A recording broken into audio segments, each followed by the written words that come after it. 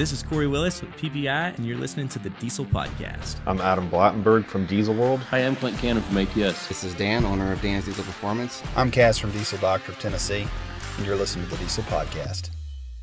What is going on, Diesel Nation? We're pumped up to have you guys with us today. We're going to be piggybacking off of our last episode from the previous week where we talked with Sarah about the King of the Street Challenge. And so we've got Justin Zeigler on today. He's going to be talking about his truck that he used to compete in the event and what he's got new for 2019. So it's a powerful truck. It's a Cummins. He's done a lot to it, and kind of what his experience was going through the competition, where it has to be a truck that you can drive on the street. It can't just be solely a race truck and compete. And it's a ton of different challenges that it provides. So we're going to be chatting with him, asking him questions, hearing about the truck and what he's going to be doing this year. Before we get to it, we want to thank two of our sponsors that make episodes like these possible. First is PPEI. And PPEI, if you've got a Cummins, Duramax, or Powerstroke in the custom tuning world, those are the guys that you want to call. If you go to ppei.com, you can search all the different options for, whether you got an LML, an L5P, a 6.7 Cummins, 6.7 Powerstroke, if it's a truck you tow with, or a full-blown race truck. They've got the tuning, the capability, and the infrastructure at PPEI to be able to service your truck, not just up front when you order the tunes, but as you grow with the truck, as you start to do more, as you need, say tunes updated, revised, things like that. Those guys can handle anything that you might need in the tuning world. So make sure you check them out. Give them a call if you got questions. And also Precision Converters.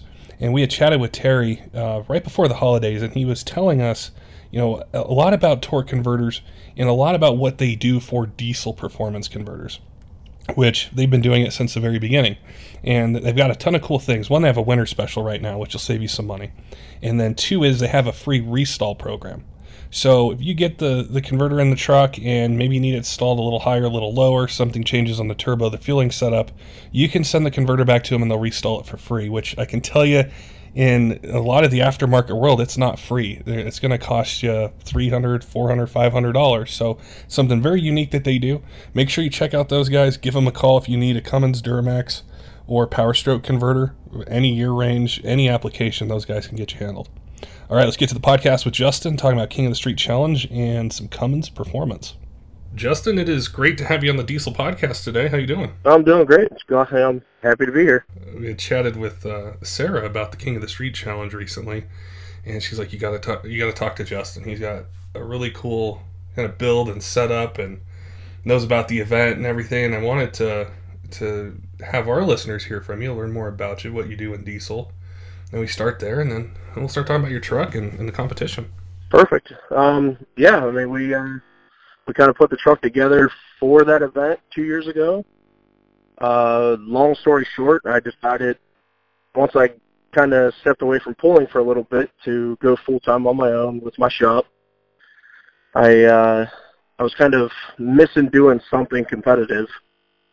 I was actually down at Fire Punk one day. I think I was picking up the trans for my truck, and Lynn, Levon's brother, started talking with me about how he heard about this event that was going to happen. Kind of sounded up my alley, so that's kind of what we geared the truck for. And we had a really good time with what it was. I mean, it's awesome to take a truck that makes almost 2,000 horsepower and go on 100-mile street drive and do all the events with it. What year make truck did you start with as a platform? We had an 06 Dodge. I actually had a lot of history with the truck. Kind of built it for just a fun street truck for a customer. And the truck got named Plan B because I actually had an 03 that I was going to build. Customer had the truck down at the shop and said, "Hey, thinking about selling it." So we ended up, buying the truck, and that became the race truck, and that's where the whole Plan B thing came from. Now, to get to almost 2,000 horsepower, what kind of air and fuel setup did you have on it? It was actually pretty modest. I mean, we didn't go crazy. I didn't know how it would react, and I wanted it to live. I didn't have the money to build a 6.7 deck plate motor or anything crazy like that. So I took a 40 over 5.9 common rail block that I already had. I had Drew at D&J cut us a set of pistons and a set of rods. My guy Hunter Snyder that has Pine Hill Performance put the engine together for us with the idea of we were going to abuse it and see how much power we can make out of it. It was pretty basic on the engine side. Turbo-wise, Johnny over at Stainless built us a set of compounds for it. A 472 over a 485. And we ran two 12-mil stroker extra G pumps with a set of 400% injectors. And on the Vaughn's dyno, when we were tuning it on fuel, the truck made right around 1350 at the tire, horsepower-wise. And then when we went to King of the Street, we had two very, very large shots of nitrous. Tristan Dunlap, when he was working at Firepunk at the time, was helping me with the nitrous side. And we we made 1,806 at the tire on a 5.9 block, no deck plate, no sleeves, no nothing, 40 over 5.9 block, and it lived to tell about it. That's always good. Yeah. No, I mean, it didn't live that much longer. I mean, we finished the event and got lucky enough to finish second overall. And then I took it to Rudy's spring event here this past spring, and first pass down the track, split the front out of the block. Well, this gives you a chance to build it up bigger and badder and better, right? Yeah, well, we when that happened, we decided we were going to build a deck plate 6.7 sleeve block and put triples on it. And it kind of snowballed from there, turned into now it's a full fiberglass front clip, 4-link rear end. I mean, the whole 9 yards, full race truck. So brings us to our next step where we're building a new truck for King of the Street. That is what I wanted to ask you about. We were chatting before the podcast a little bit, and you'd mentioned, doing that, and I wanted to ask you as a competitor, what is King of this? What's the challenge like? Like when you say the first time you did it, what were some expectations that you had? Maybe some things that you didn't expect that popped up, and what makes that event so special from your perspective as a competitor in it? I kind of went into it with an open mind, knowing that we had all those events to do with one truck. That's why I kept my setup kind of simple, and we basically packed my entire shop into an enclosed trailer and took it with us because we didn't know we were going to break. Each event had a new thing to deal with. Being from the pulling world, I kind of kept that in my back pocket on the fact that I needed to make it to sled pulling day. And so we definitely learned a lot of stuff along the way with going down the drag strip. And, it was the first time I'd ever dirt dragged out of King of the Street, and that was awesome. And, the truck, I don't know, I kind of went in with an open mind and was trying to gear my team and everybody up for anything can happen kind of thing. What would you say was the most challenging course in that competition to do? Really, I would say the dirt drag was the most challenging for me because I'd never done it. And controlling something, making that kind of power, going 200 feet as fast as you absolutely can, is definitely a wild ride. I mean, you're constantly wheeling the thing. I've never done it, so I have to just use my imagination. It sounds pretty intense. I used to get a crazy adrenaline rush sled pulling, and the rush you get when you're dragging is unlike anything else. Now, as far as when you were competing in it, did the truck hold up really well for you? Were there some little things that maybe popped up that you and your team had to address, or?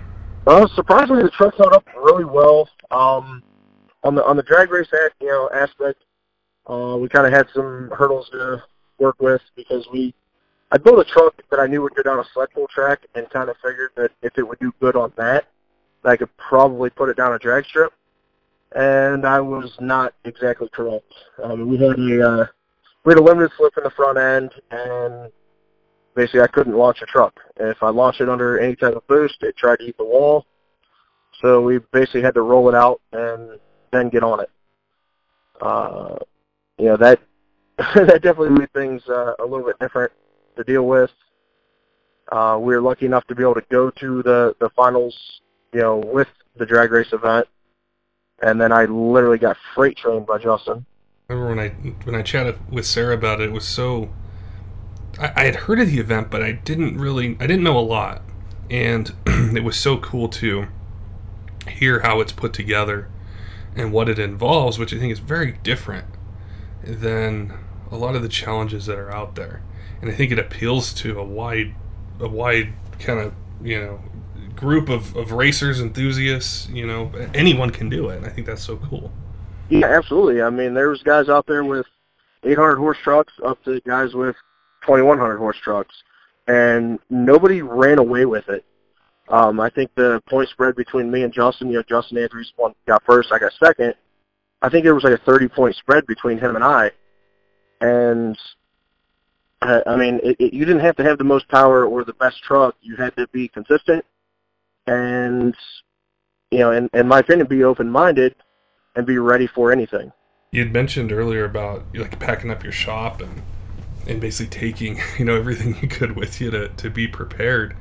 And so I wanted to ask for your perspective as someone who works in diesel and works on probably tons of different kinds of trucks and different power goals.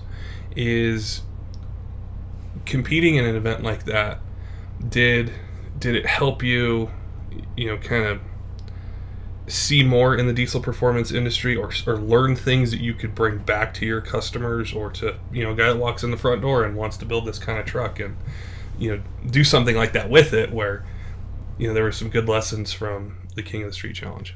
Oh, definitely. I definitely learned a lot on. I mean, it's very hard to have a truck that can do each event very, very well. If you put all your eggs in one basket, it doesn't usually end up very well. We were lucky to get second. I can tell you, if you saw the truck on the drag strip, you never would have thought we would have got through the weekend. It was terrible. But I mean, we were lucky we didn't break anything. The first sled pull, we had actually twisted the chassis so bad that the intercooler pipe hit the battery and broke the passenger side battery. Nobody really knew about it. We were kind of quiet about it. We zipped back to the pits, pulled the battery out, did a couple of, changes, and took the truck back out, for the second sled pull. We definitely got lucky to not break, and I don't know. I mean, the whole competition was just a blast. I'd always wanted to do something like that where it wasn't just racing or, dirt dragging or sled pulling. It was everything, and then that 100-mile street drive just proves it's a street truck. That's the one aspect of it. When Sarah had mentioned it, I thought that's so cool, because I think an event like that allows anyone to compete, whether, like you said, it's a 700-800 horsepower truck or something over 2,000, is it's attainable. And I think something that has happened in the racing, well, I'd say casual racing world, like you go to test and tunes, or you probably have customers that do this, and they use it for work during the week and then go have fun on the weekends, is keeping them inspired, keeping them engaged, where they don't say, well, I don't have a 2,500 horsepower truck, so I'm not even going to try. But there's so much fun and reward in, even winning that can happen at almost any power level, that I think that's what's really important. As it seems like the power numbers just grow and grow and grow each year, and they get crazier. But it doesn't necessarily have to be a dedicated race truck. You can still have fun with it, still make good power, and still compete. Oh yeah, I would definitely agree. I mean, look at the event. Derek Borden had that Duramax. I think he made 750, 800 horse, and he kicked everybody's ass on the sled pull. I mean, you don't need to have the most amount of power to win this event. That's the best thing about it, is and that's what everybody needs to understand. That guy went out there with a work stock truck and competed with, trucks like Justin Andrews' truck that makes almost 2,000 horsepower and is essentially a UCC type caliber truck. And that's what that 100-mile street drive really, in my opinion, changes the whole dynamic of the competition because you have to be ready for that. You can't show up there with a truck on, like Levon Miller's level and expect to win King of the Street because, let's face it, you're going to take that for a 100-mile street drive. Yeah. Yep. Yeah, but I think that's it. I talked about this with Sarah a little bit, is what was so appealing to diesel trucks way back when, I think for a lot of us, or maybe all of us, was you could have this truck that you could tow with. You could use it for work if you needed to. You could go camping with it. And then you could also take it to the drag strip and have fun. And go fast for how big and how much those trucks weigh.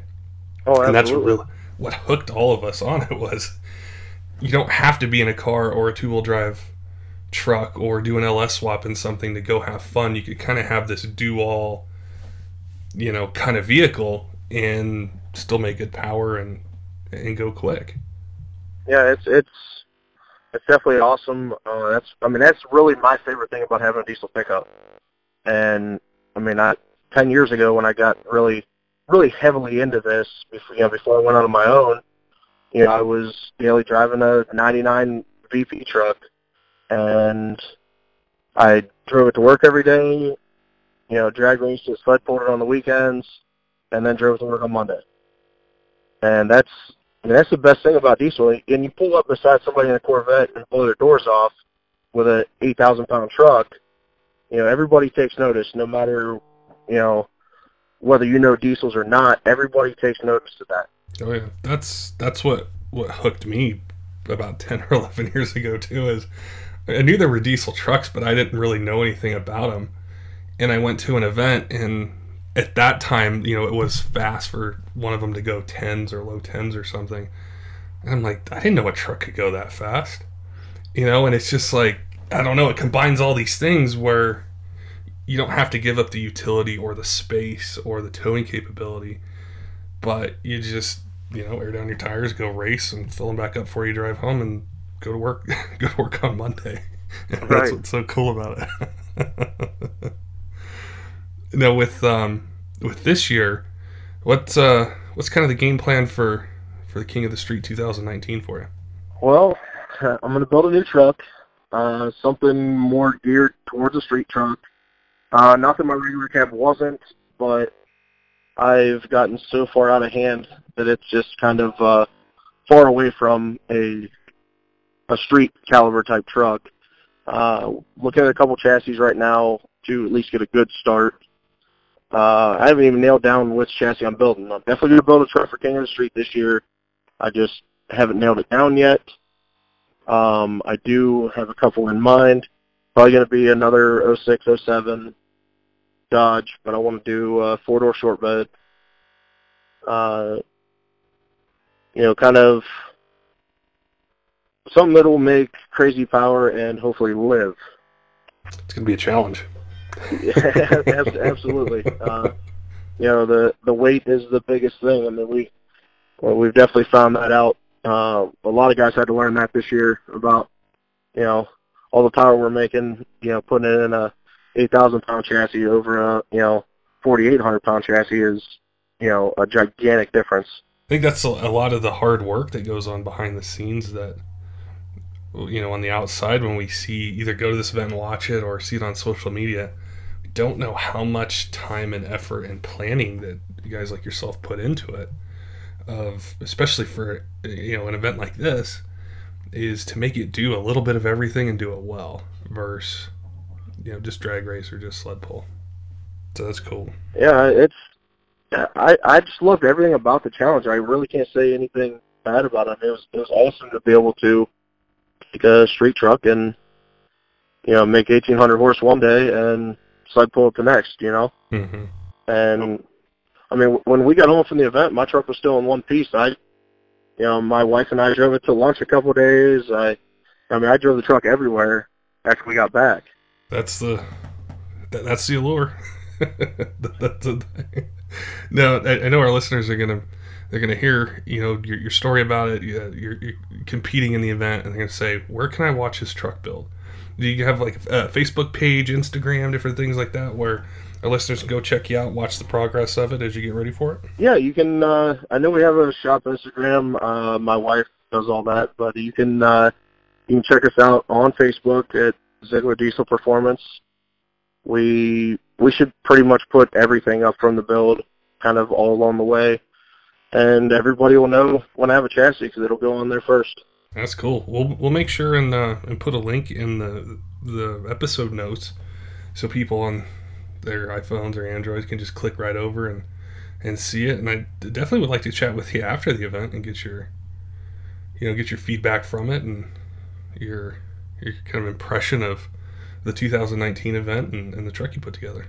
Yeah, definitely. I can't wait. I'm definitely excited. After having a little bit of time, the first year doing it, I can't wait for this year. It's going to be exciting. We'll see if we have anything for Justin this year and go from there. Awesome. Well, we appreciate your time today and telling us about your background and the event and what you're going to be building, and we look forward to seeing it perform. Absolutely. Thanks for having us. Don't forget, diesel fans, make sure and head on over to PPEI.com. If you need custom tuning for your Cummins, Duramax, or Powerstroke, those guys have you covered. And also precision converters. Give them a call, check them out online. You'll be able to price tons of different setups and take advantage of their winter special and also their free restall program. Until next time, keep the shiny side up.